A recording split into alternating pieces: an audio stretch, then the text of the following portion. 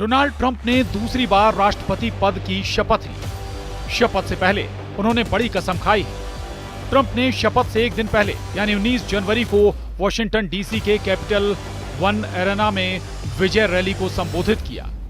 Trump ने तीसरा विश्व युद्ध रोकने की कसम खाई है। शपथ से पहले वो जिसे tomb of the unknown soldier कहा जाता है, वहां शहीद सैनिकों को श्रद्धांजलि देने पहुंचे थे। डोनाल्ड ट्रंप जब सीढ़ियों से उतर रहे थे तो उनके जहन में यूक्रेन, गाजा, ईरान, यमन, उत्तर कोरिया और चीन चल रहा था। ये वो जगह हैं जहां पर अफगानिस्तान और इराक में मारे गए अमेरिकी सैनिक दफन हैं। और यहां डोनाल्ड ट्रंप का आना बड़ा मैसेज है। ऐसा इसलिए क्योंकि 2025 बहुत बड़े युद्ध का साल कहा जा रहा है, क्योंकि हालात ऐसे तैयार हो चुके हैं जिसमें अगर यूक्रेन और गाजा की जंग का हल निकल भी गया तो दुनिया में ऐसे वॉर जोन तैयार हो चुके हैं जिससे निपटना अमेरिका के लिए आसान नहीं होगा। और इस बार इजराइल और यूक्रेन से ज्यादा खुद अमेरिका टारगेट पर आ जाएगा। 16 दिसंबर 2024 को ट्रंप ने पुतिन से बातचीत पर क्या कहा था कि युद्ध बंद कराएंगे, और ये उनके नए कार्यकाल का सबसे बड़ा एजेंडा है।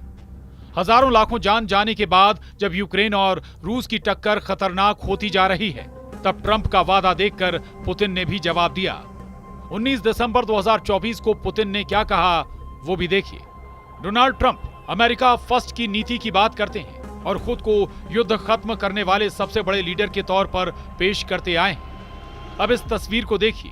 ये उस वक्त की तस्वीरें हैं जब हमास और इजराइल के बीच सीज फायर के बाद इजरायली बंधकों और फिलिस्तीनी कैदियों को रिहा करने और अदला बदली का काम शुरू हुआ।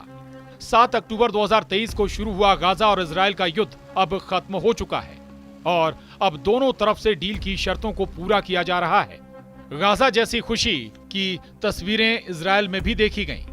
हमास के कब्जे से इजरायली बंधकों की रिहाई की खबर फैली तो उन लोगों के रिश्तेदार खुशी मनाने लगे जो पिछले 15 महीने से गाजा की सुरंगों में बंधक बनाए गए।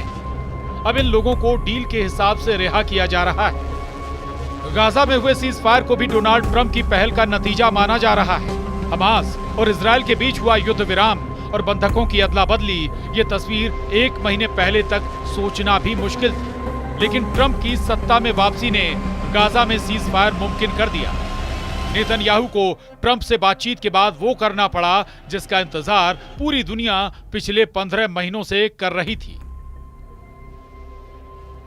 गाजा की सड़कों और चौराहों से आई इन तस्वीरों पर डोनाल्ड ट्रंप की छाप है। इस बात से इजराइल या ईरान दोनों इनकार नहीं कर सकते।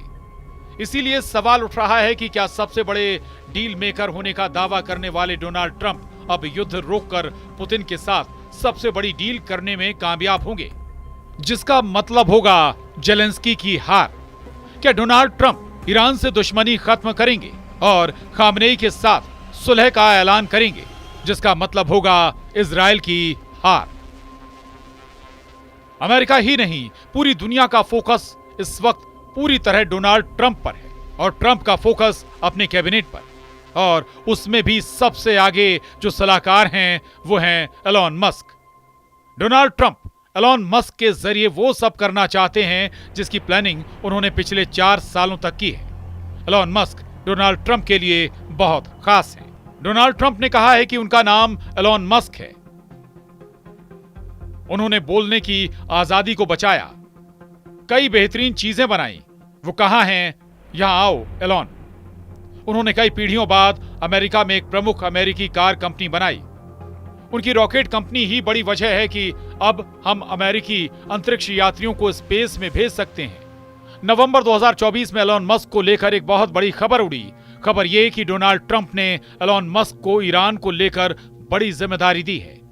न्यूयॉर्क टाइम्स ने छापा कि एलोन मस्क ईरान के संयुक्त राष्ट्र के राजदूत अमीर सईद इरावानी से मिले हैं और इस मीटिंग में दोनों के बीच ईरान और अमेरिका के तनाव को कम करने पर बात हुई है। यह मीटिंग 1 घंटे से ज्यादा चली। मीटिंग न्यूयॉर्क में कहां हुई यह नहीं बताया गया, यानी लोकेशन सीक्रेट रखी गई। ट्रंप के मीडिया ऑफिस ने कहा है कि हम निजी मीटिंग्स पर टिप्पणी नहीं करेंगे। एलोन मस्क ने भी ऐसी मीटिंग पर हुए सवाल का जवाब नहीं दिया है, लेकिन इस खबर ने बहुत सी अटकलों की शुरुआत कर दी। तेहरान से लेकर तेल अवीव तक बहुत हलचल हुई। अब सवाल उठता है कि क्या आगे डोनाल्ड ट्रंप और ईरान के सुप्रीम लीडर अली खामनेई की मीटिंग हो सकती है? क्या एलोन मस्क और यूएन में ईरान के राजदूत की मीटिंग ट्रंप और खामनेई की मुलाकात की तरफ पहला कदम है? ठीक उसी तरह जैसा डोनाल्ड ट्रंप ने उत्तर कोरिया के लीडर किम जोंग उन से मुलाकात की थी। क्या इसी मीटिंग की तरह डोनाल्ड ट्रंप और अली खामनेई के बीच मुलाकात हो सकती है? 12 जून 2018 वो तारीख थी जब डोनाल्ड ट्रंप सिंगापुर में उत्तर कोरिया के लीडर किम जोंग उन से मिले थे। उत्तर कोरिया के लगातार मिसाइल हमलों वाले उकसावे के बीच अमेरिका और उत्तर कोरिया के बीच इस मुलाकात से वो बर्फ पिघली थी जो दशकों से वॉशिंगटन डीसी और पेंग्योन के बीच जमी हुई थी। एक साल बाद 30 जून 2019 को डोनाल्ड ट्रंप फिर किम जोंग उन के साथ उत्तर कोरिया और दक्षिण कोरिया के बॉर्डर पर मिले। इस मुलाकात ने भी साबित किया कि अमेरिका और उत्तर कोरिया के बीच हालात बेहतर हो सकते हैं और दुनिया ने ऐसा होता हुआ देखा भी। अब सवाल है कि क्या जिस तरह डोनाल्ड ट्रंप और किम जोंग उन के हाथ मिले, क्या उसी तरह ट्रंप और खामनेई के हाथ एक दूसरे की तरफ बढ़ सकते हैं और दोनों हाथ मिला सकते हैं? इन दोनों तस्वीरों की तुलना कीजिए और समझिए कि क्या 2018 और 2019 में जो दुनिया ने देखा, क्या 2025 में वैसा मुमकिन है? क्योंकि डिप्लोमेसी वाली डील बहुत सी दुश्मनी खत्म कर सकती है। ऐसे दुनिया पहले भी देख चुकी है। पश्चिम एशिया ऐसा वॉर जोन है जहां हमास और इजरायल ही एक दूसरे के दुश्मन नहीं, टक्कर बहुत ज्यादा है। इन्हीं में से एक मशहूर टकराव ईरान और सऊदी अरब का रहा है, लेकिन अब इनके रिश्ते सुधर चुके हैं। हालांकि इस केस में पीस मेकर का तमगा चीन के नाम गया था। वहीं ट्रंप के पहले कार्यकाल में इजरायल और अरब देशों के बीच अब्राहम एकॉर्ड्स हो चुके हैं। इसलिए ट्रंप की डील ईरान और अमेरिका के बीच भी कुछ सकारात्मक कर सकती है। लेकिन क्या ईरान ट्रंप पर पूरी तरह यकीन करेगा? क्योंकि अमेरिका को तो ईरान शैतान की हुकूमत कहता आया है। अगर 2025 में ईरान और अमेरिका के बीच कोई डील होती है तो ईरान चाहेगा उस पर लगे सभी प्रतिबंध हटें और परमाणु ऊर्जा कार्यक्रम को शांति से आगे बढ़ाने के लिए ईरान की सभी रुकावटें दूर हों। लेकिन ट्रंप की ऐसी कोई भी गारंटी इजरायल को भड़का देगी, जिसने ईरान के परमाणु ठिकानों को अपने टारगेट पर लिया हुआ है। इसमें कोई शक नहीं कि परमाणु टारगेट्स पर हमले की बात ईरान से ज्यादा अमेरिका के लिए बड़ी फिक्र की बात है। उसे खतरा है कि ऐसे हमले पूरी दुनिया को विश्व युद्ध में झोंक सकते हैं, क्योंकि जब ईरान वापस पलटवार करेगा तो उसने इजरायल को पूरी तरह तबाह करने की बात कही है। ऐसे में क्या यह युद्ध परमाणु टकराव की तरफ बढ़ रहा है? इसकी चिंता पूरी दुनिया में फैल चुकी है। डोनाल्ड ट्रंप के राज में क्या दुनिया परमाणु युद्ध की गवाह बनेगी? ये सवाल बहुत बड़ा तनाव दे रहा है। कोई शक नहीं कि परमाणु बम को लेकर ईरान वाला खतरा इजरायल और अमेरिका का डर वाला मीटर रेड लेवल पर ले गया है। ट्रंप भी युद्ध खत्म करने के बाद के साथ सत्ता में लौटे हैं। ऐसे में इस कांटे पर इतना प्रेशर है कि ये कभी भी वर्ल्ड वॉर बनकर टूट सकता है।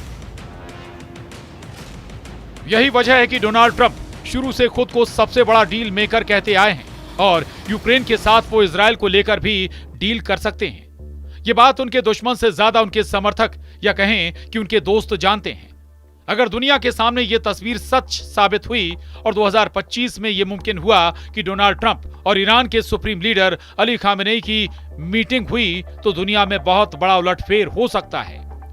2018 और 2019 में ट्रंप और किम जोंग उन की मुलाकात हुई, लेकिन फिर अमेरिका में बाइडेन सरकार आ गई। इस बार ट्रंप के पास पूरे 4 साल हैं। क्या वो ईरान और अमेरिका के बीच डील ऑफ द सेंचुरी कर पाएंगे? ये बड़ा सवाल है। वैसे ईरान कहीं से भी बैकफुट पर नहीं है। इससे पहले वो इजरायल पर 13 अप्रैल को और फिर 1 अक्टूबर पर किए हमले में दिखा चुका है कि उसके पास ऐसी मिसाइलें हैं जो लॉन्च होने के बाद 400 सेकंड के अंदर इजरायल पर जाकर तबाही मचा सकती हैं।